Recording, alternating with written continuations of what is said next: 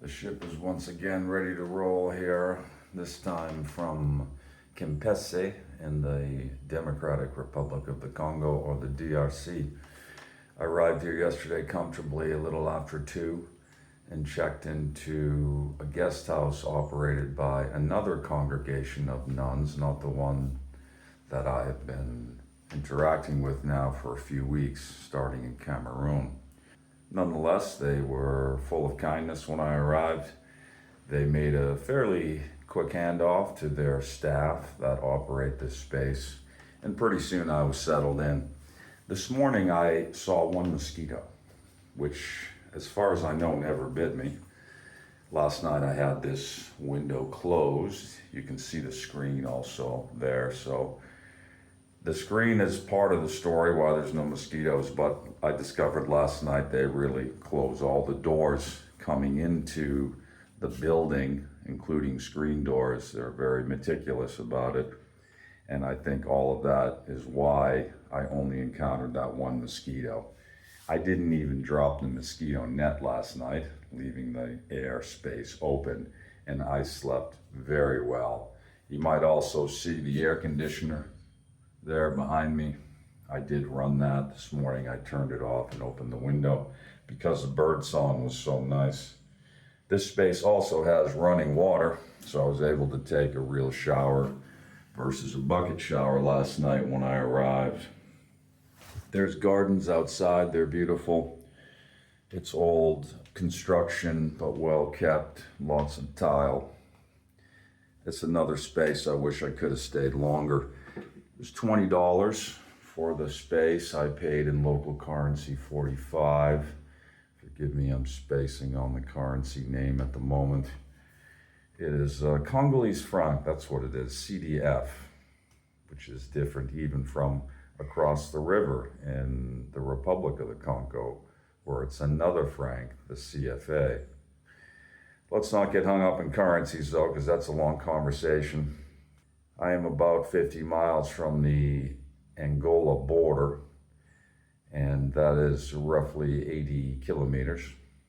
And beyond that, another 30 miles, and I will be in the town where I hope to stay tonight. But the border has a reputation at Lufu of being very slow, so I could be there a while. Then I will be camping somewhere between the border and the town that I mentioned.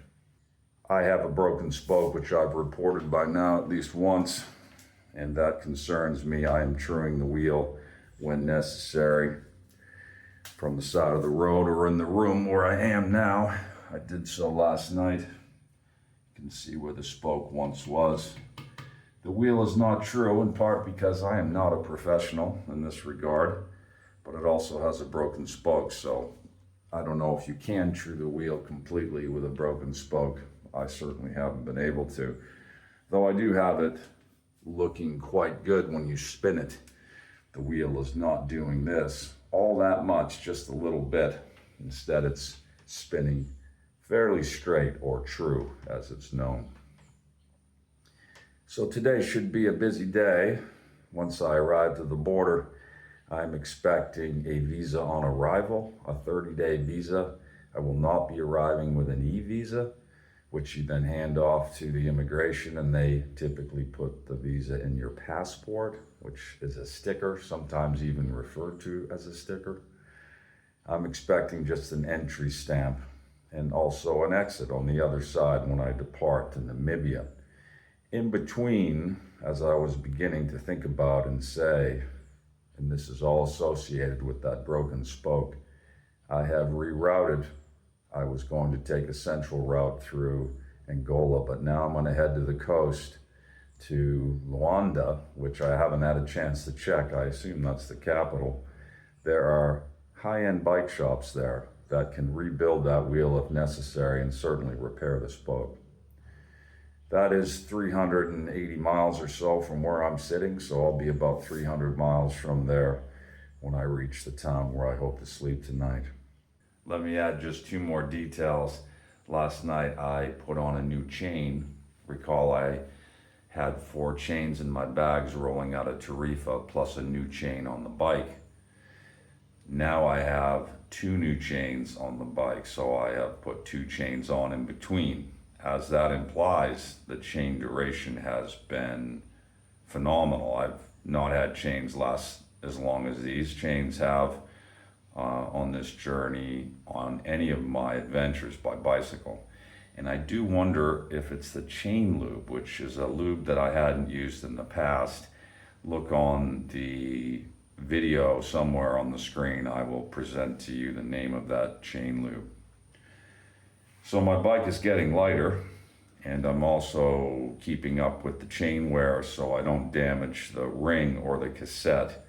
If you allow your chain to get too worn, the chain starts cutting into those other components, and then you have a much bigger problem. Not only do you need to find those parts, but you need to pay for them. And the cassette, for example, is well over $300 in the United States.